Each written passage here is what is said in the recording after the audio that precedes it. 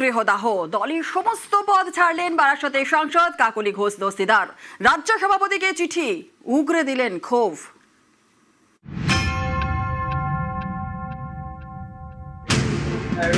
বারাসত সাংগঠনিক জেলার সভাপতি পদ আগেই ছেড়েছেন, এবার দলের সমস্ত পদ থেকে ইস্তফা দিলেন কাকলি ঘোষ দস্তিদার। তৃণমূলের মহিলা শাখার সভাপতি এবং তৃণমূল ওয়ার্কিং কমিটির সদস্য এই দুই পদ থেকে অব্যাহতি চেয়ে রাজ্য সভাপতি সুব্রত বক্সিকে চিঠি দিলেন বারাসতের তৃণমূল সাংসদ কাকলি ঘোষ দস্তিদার। দলের রাজ্য সভাপতিকে দেওয়া চিঠিতে ভুরি ভুরি অভিযোগ তৃণমূলের 4 বারের সাংসদের। চিঠিতে কাকলির অভিযোগ, মহিলা সাংসদের ওপর অন্য একজন অশিক্ষিত অভদ্র দলীয় সাংসদের অশালীন আচরণ বন্ধ করা যায় না, ঊর্ধ্বতন নেতৃত্বের সহযোগিতা সহানুভূতি পাওয়া যায় না, এই পদে থাকার মানে হয় না। দুপাতার চিঠি তিনি তার দলের রাজ্য সভাপতি সুব্রত বক্সির কাছে পাঠিয়েছেন এবং এই দুপাতার চিঠিতে তিনি পরতে পরতে একাধিক বিষয় নিয়ে অভিযোগ করেছেন। তার প্রথম অভিযোগের মধ্যে থাকছে অশালীন আচরণ এক দলেরই পুরুষ সাংসদের বিরুদ্ধে, এবং সেই আচরণ করার পরেও কোনো ধরনের ব্যবস্থা গ্রহণ করা হয়নি এমন অভিযোগ তুলেছেন সাংসদ। উনি অনেক কথা আমার সম্বন্ধে বলছেন নাম না করে। ওনার মুখ কি? এখন আমি যদি মহিলাদের সম্বন্ধে বলি তাহলে বলবে যে মহিলা বিদ্বেষী, কিন্তু পুরুষদের যখন বলা হয় তখন মুখ কি, বাপ রে বাপ! এটা মহিলার মুখে এরকম কথা শোনাই যায় না। কে দুর্নীতি আর কে দুর্নীতিপরায়ণ আর কে সৎ, বাংলার মানুষ খুব ভালো করে জানে। রেশন থেকে শিক্ষক নিয়োগ, ত্রাণ সামগ্রী থেকে আবাস যোজনা, তৃণমূল আমলে একের পর এক দুর্নীতির অভিযোগ উঠেছে। চিঠিতে এ নিয়েও সরব বারাসতের সাংসদ। প্রাতিষ্ঠানিক দুর্নীতি যদি হয়ে থাকে তাহলে 4 মের আগে মুখ খুললো না কেন? আগে বলতে পারতো। সেই দুর্নীতির মধ্যে তো ওনার নামও রয়েছে। প্রাতিষ্ঠানিক দুর্নীতির মহারানী উনি। 5 লাখ টাকা নারদাতে কে খেয়েছিল? কাকলি ঘোষ দস্তিদার নিয়েছিল। পশ্চিমবাংলায় প্রথম সিন্ডিকেট কথা উঠেছিল রাজারহাট মিউনিসিপ্যালিটিতে, তখন রাজারহাট মিউনিসিপ্যালিটি ছিল, তখন সিন্ডিকেটের নাম উঠে এসেছিল। সেই সিন্ডিকেট কারা চালিয়েছিল? তৃণমূলের রাজ্য সভাপতিকে পাঠানো চিঠিতে তৃণমূল সাংসদ লিখেছেন, আরজি করের চিকিৎসক অভয়ার মর্মান্তিক মৃত্যু এবং সেই ঘটনাকে ঘিরে ওঠা সম্ভাব্য ধামাচাপার অভিযোগ সমাজকে ব্যথিত করেছে। নৈতিক অভিঘাত গভীরভাবে অনুভব করেছি।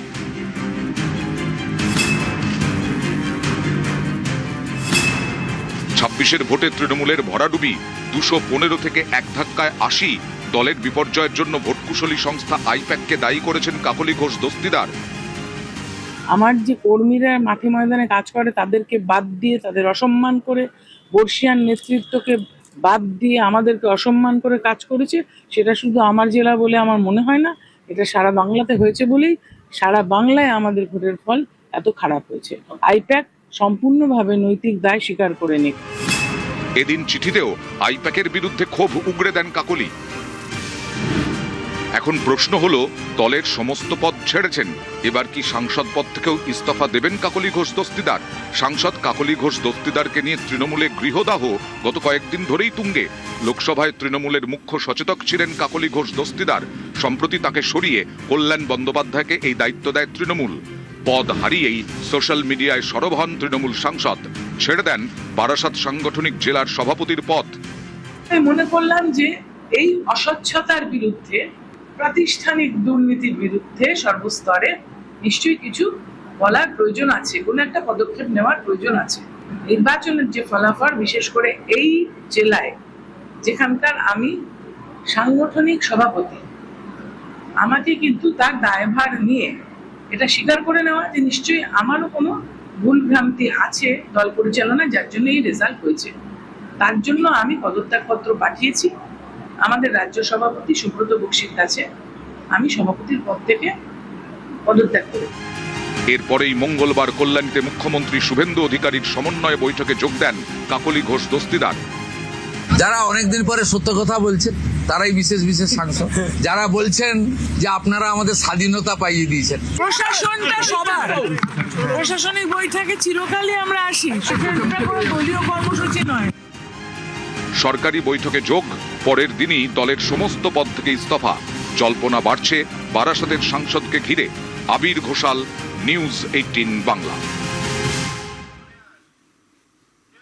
তৃণমূলে বড় ডামাডোল, দলের সব পদ ছাড়লেন এক সাংসদ কাকলি ঘোষ দস্তিদার, আর অন্য সাংসদ সুখেন্দু শেখর রায় আবার সোশ্যাল মিডিয়ায় সরব। বাদল অধিবেশনের আগে তৃণমূলের সংসদীয় রাজনীতিতে নয়া মোড় নিতে পারে।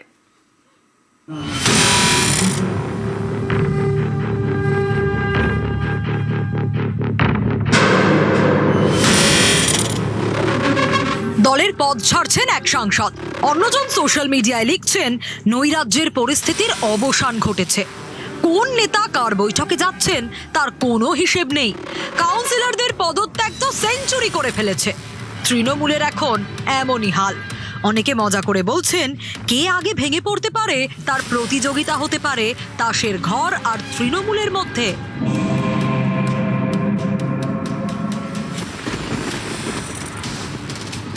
চৌঠা মে নির্বাচনী ভরাডুবির পর থেকেই তৃণমূলে গৃহদাহ। যে আগুন আরো উস্কে দিয়ে বুধবার দলের সমস্ত পদ থেকে সরে দাঁড়ান বারাসতের তৃণমূল সাংসদ কাকলি ঘোষ দস্তিদার। দলের রাজ্য সভাপতি সুব্রত বক্সিকে লেখা তার চিঠিতে অভিযোগের পাহাড়। কাকলি একা নন, তৃণমূলের অস্বস্তি বাড়িয়েছেন তাদের আরেক সাংসদ সুখেন্দু শেখর রায়। সোশ্যাল মিডিয়ায় তার ইঙ্গিতপূর্ণ পোস্ট। খ্রিস্টপূর্ব 44 সালে মার্চের আইডসে রোমান সম্রাট জুলিয়াস সিজার সেনেটের মধ্যেই ছুরিকাঘাতে নিহত হন। রোমান ক্যালেন্ডারে আইডস মানে সাধারণত মার্চ, মে, জুলাই ও অক্টোবর মাসের 15 তারিখ। কিন্তু এবছরের মে মাসের আইডস আসার আগেই পশ্চিমবঙ্গের মানুষ অসহনীয় নৈরাজ্যকর পরিস্থিতির অবসান ঘটিয়েছেন। সোশ্যাল মিডিয়ার এই পোস্টে কাকে নিশানা করেছেন সুখেন্দু শেখর তা নিয়ে জল্পনা তুঙ্গে। সূত্রের খবর, তৃণমূলে এখন বড় ডামাডোল। সাংসদদের একাংশ নিজেদের মধ্যে কথা বলছেন, বাদল অধিবেশনের আগেই তৃণমূলের সংসদীয় রাজনীতি নয়া মোড় নিতে পারে। জল্পনা আরও উস্কে দিয়েছেন বিজেপি সাংসদ সৌমিত্র খাঁ। 20 জন সাংসদ, কেন্দ্রীয় বিজেপি এবং রাজ্য নেতৃত্ব শুভেন্দু এবং শ্রমিকদের যদি দরজা খুলে দেয়, 20 জন সাংসদ আসতে প্রস্তুত। নিউজ 18 বাংলা।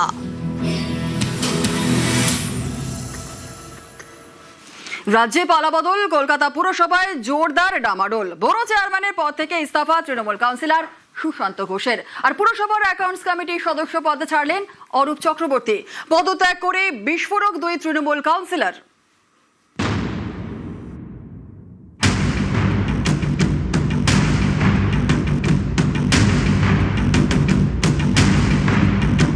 মমতা বন্দ্যোপাধ্যায়ের কাছে আমরা কেউ ঘেঁষতে পারতাম না এই সমস্ত মন্ত্রীগুলোর জন্য। এই যে গত 15 বছরে মমতা বন্দ্যোপাধ্যায়ের স্নেহ এবং প্রশ্রয় যে তথাকথিত নেতারা বাজার করে বেড়ালেন, সেই নেতারা আজকে কোথায়? যখন কর্মীরা ঘর ছাড়া, বাকি যারা হোমরা চোমরা কেষ্টু বিষ্টু নেতৃত্ব, আমরা যারা লোকাল স্তরের জনপ্রতিনিধি, আমরা আমাদের মতো করে চেষ্টা করেছি কর্মীদের পাশে থাকা। বাকি যারা ভিভিআইপি নেতৃত্ব, যাদের কনভয়ের আগে 4টে 5টা 6টা পেছনে গাড়ি থাকে, তারা কোথায়? রাজ্যে পালাবদল, কলকাতা পুরসভায় ডামাডোল। এবার ছোটলাল বাড়িতে ইস্তফার ধাক্কা।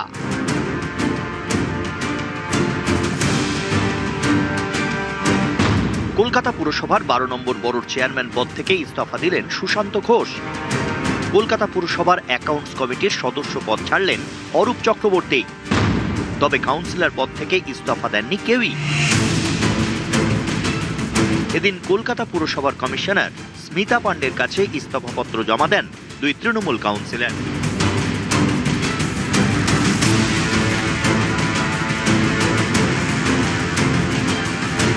দায়িত্ব ছেড়েই বিস্ফোরক।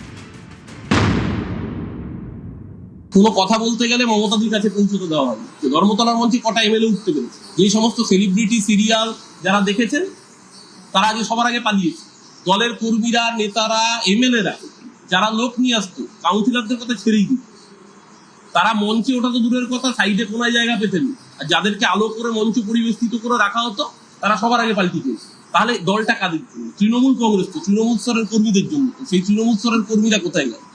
আজকেও যখন সেই কর্মীরা বিপদে, তাদের পাশে তাদের অভিভাবকরা নেই। এতদিন যারা Z+, Y+ ক্যাটাগরি নিয়ে ঘুরে বেড়াতো মন্ত্রীরা, গত কয়েকদিনে 24 দিন 25 দিনে কোনো মন্ত্রীকে খুঁজে পাওয়া যায়। এক একজন মন্ত্রী 4টে 5টা জেলার দায়িত্ব ছিল, বড় বড় রাজনীতিবিদ ছিল। মমতা বন্দ্যোপাধ্যায়ের কাছে আমরা কেউ ঘেঁষতে পারতাম না এই সমস্ত মন্ত্রীগুলোর জন্য। এই যে গত 15 বছরে মমতা বন্দ্যোপাধ্যায়ের স্নেহ এবং প্রশ্রয় যে তথাকথিত নেতারা বাজার করে বেড়ালেন, সেই নেতারা আজকে কোথায়? এই প্রশ্ন তো তারা যারা দেবে। কনভয় নিয়ে ঘুরে বেড়ালেন, সমস্ত সুযোগ সুবিধা ভোগ করলেন, সেই নেতারা আজকে কোথায়? কেন তাদেরকে আজকে খুঁজে পাওয়া যাচ্ছে না? দল থেকে নির্দেশ দেওয়া হচ্ছে, বাকি নেতৃত্বরা কোথায়? যখন কর্মীরা ঘর ছাড়া, বাকি যারা হোমরা চোমরা কেষ্টু বিষ্টু নেতৃত্ব, আমরা যারা লোকাল স্তরের জনপ্রতিনিধি, আমরা আমাদের মতো করে চেষ্টা করেছি কর্মীদের পাশে থাকা। বাকি যারা ভিভিআইপি নেতৃত্ব, যাদের কনভয়ের আগে 4টে 5টা 6টা পেছনে গাড়ি থাকে, তারা আজকে মানতে হবে মানুষের জনাদেশ আমাদের বিপক্ষে গেছে, মানুষের ম্যান্ডেট মান্যতা দিতে হবে। আজকের এই রেজিগনেশন, এটা শুধুমাত্র একটা পদ থেকে রেজিগনেশন না, এটা একটা প্রতীকী একটা মানসিক অবস্থান। হারটাকে স্বীকার করতে হবে, গণতন্ত্রে মানুষের উপরে কেউ নেই। বাংলার ভোটে শোচনীয় পরিণতি, 21-এ ডাবল সেঞ্চুরি, 26-এ তার অর্ধেকেরও কম। রাজ্য রাজনীতিতে যখন তৃণমূলের টিকে থাকাই প্রশ্নের মুখে, তখন ক্ষোভের লাভা উগরাচ্ছেন দলের নেতারাই। অধিকাংশ জায়গায় দুপুর 12টার পরে যারা বিজেপি হয়েছে, এই গন্ডগোলটা অধিকাংশ জায়গায় তারা করেছে। 4 তারিখ দুপুর 12টার পরে যারা বিজেপি, 2-1টা জায়গায় যেখানে পুরনো বিজেপির কর্মীরা যুক্ত ছিলেন, আমি অন্তত এই জায়গায় শ্রমিক ভট্টাচার্য যে স্টেটমেন্টটা দিয়েছেন তাকে সাধুবাদ জানাবো এই কারণেই, কারণ 2021 সালে আমরা কিন্তু এই স্টেটমেন্ট দিই। আমরা যতই বলি 2021 সালে আমরা স্টেটমেন্টটা দিতে পারিনি, আজকেও যখন এই ধরনের 2-1টা ঘটনা ঘটেছে, রাজ্য বিজেপি নেতৃত্ব তাদের কাছে জানানোর পরে, তারা খবর পাওয়ার পরে, সেক্ষেত্রে কিন্তু তারা অ্যাকশন নিয়েছেন। সাদাকে সাদা বলতে হবে, কালোকে কালো বলতে হবে। গরিব মানুষের পেটে লাথি পড়লে সমালোচনা নিশ্চিতভাবে হবে, হকারের পেটে লাথি পড়লে নিশ্চয়ই সমালোচনা করার জায়গা আছে। 2010 সাল থেকে কলকাতা পুরসভার কাউন্সিলর সুশান্ত ঘোষ, বছর 2 আগে তার উপরে হামলা হয়। এদিন এ নিয়েও দলেতে নিশানা করেন তৃণমূল কাউন্সিলর। গত 15 বছর ধরে আমাকে লড়তে হয়েছে দলের সঙ্গে। 20 সালে একবার আমার উপর আক্রমণ হয়েছিল, 24 সালের 15 নভেম্বর আরেকবার আক্রমণ হলো। কোথাও গিয়ে আমার মনে হয়েছিল যে তদন্তটা ঠিকঠাক করে হয়নি। পুলিশ আধিকারিকরা যে তথ্য সামনে খাড়া করেছিল যে প্রধান যে অভিযুক্ত সে দুবাইয়ে পালিয়ে গিয়েছে, সেই দুষ্কৃতী ধরাও পড়ে, কিন্তু অদ্ভুতভাবে যে 7 জন ধরা পড়েছিল, একমাত্র প্রধান অভিযুক্তরই জামিনটা হয়ে যায়, বেল হয়ে যায়। বিভিন্ন সময় এই তদন্তের অভিমুখটাকে ঘুরিয়ে দেওয়ার চেষ্টা করা হয়েছে। নতুন মুখ্যমন্ত্রী এসছেন, তার কাছে অনুরোধ করব প্রকৃত তদন্ত করে যদি প্রকৃত দোষীকে খুঁজে পাওয়া যায়, তাহলে তার কাছে আমি কৃতজ্ঞ থাকবো। কারণ এটা আমার পক্ষে জানা অত্যন্ত জরুরি যে যে ঘটনাটা ঘটেছিল সেটা আমার মশারির ভেতরই হয়েছিল না বাড়ির ঘরের বাইরে হয়েছিল, এটা জানাটা আমার খুব জরুরি। নেতা তো আমরা ছিলাম না, নেতা তো ওরা ছিল। আজ দল খারাপ সময় পড়েছে বলে চলে যাব এর ঘাড়ে ওর ঘাড়ে দোষ দিয়ে? নিজের জায়গায় নামুন না ভাই।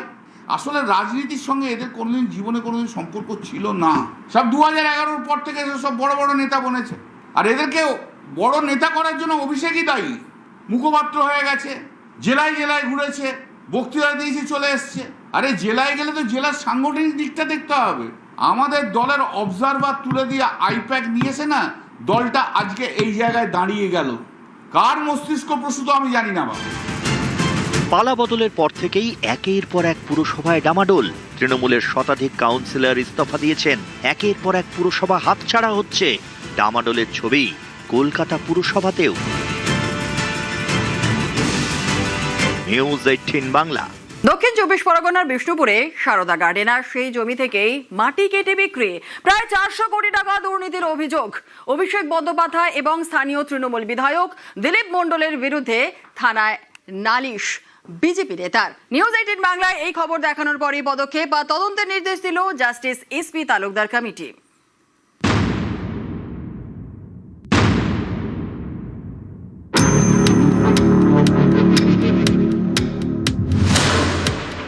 টাকা মাটি, আর সেই মাটি বিক্রি করেই প্রায় 400 কোটি টাকার দুর্নীতির অভিযোগ। দক্ষিণ 24 পরগনার বিষ্ণুপুরে এখানকার বিজেপি নেতা অভিযোগ করেন ডায়মন্ড হারবারের তৃণমূল সাংসদ অভিষেক বন্দ্যোপাধ্যায় এবং বিষ্ণুপুরের তৃণমূল বিধায়ক দিলীপ মণ্ডলের নামে।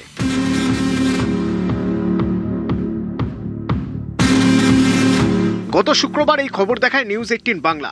এরপরেই পদক্ষেপ, তদন্তের নির্দেশ দেয় justice SP Talukdar committee. Paschimbanga সরকারের হোম অ্যান্ড হিল অ্যাফেয়ার্স ডিপার্টমেন্টের স্পেশাল সেক্রেটারিকে চিঠি লিখেছে এই কমিটি। চিঠিতে লেখা হয়েছে, কমিটির নজরে এসেছে কিছু দুষ্কৃতী সারদা গ্রুপ অফ কোম্পানিজের জমি থেকে প্রচুর পরিমাণে মাটি কেটে নিয়েছে, যার ফলে ওই মৌজার জমির চরিত্র বদল হয়েছে, ওই জমির দামও কমে গিয়েছে। এই অবস্থায় দ্রুত জমি পরিদর্শন ও তদন্ত প্রয়োজন। 29 মে ডেপুটি সেক্রেটারির নেতৃত্বে আধিকারিকদের একটি দল ঘটনাস্থল পরিদর্শনে যাবে। 2015 সালে জাস্টিস তালুকদার কমিটি গঠন করে কলকাতা হাইকোর্ট। উদ্দেশ্য বিভিন্ন চিটফান্ডে বিনিয়োগ করে যারা ক্ষতিগ্রস্ত হয়েছেন তাদের টাকা ফেরত দেওয়া। চিটফান্ড সংস্থার সম্পত্তি বিক্রি করে টাকা ফেরতের ব্যবস্থা করবে এই কমিটি। এরই মধ্যে সারদার জমি নিয়ে এমন অভিযোগ, তদন্তের নির্দেশ দিয়েছে জাস্টিস এসপি তালুকদার কমিটি।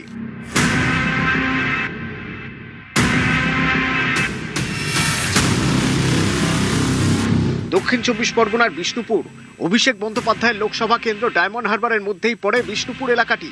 এই বিষ্ণুপুরেই সারদা গার্ডেন জানিয়ে বোমা ফাটান বিজেপি নেতা অভিজিৎ দাস।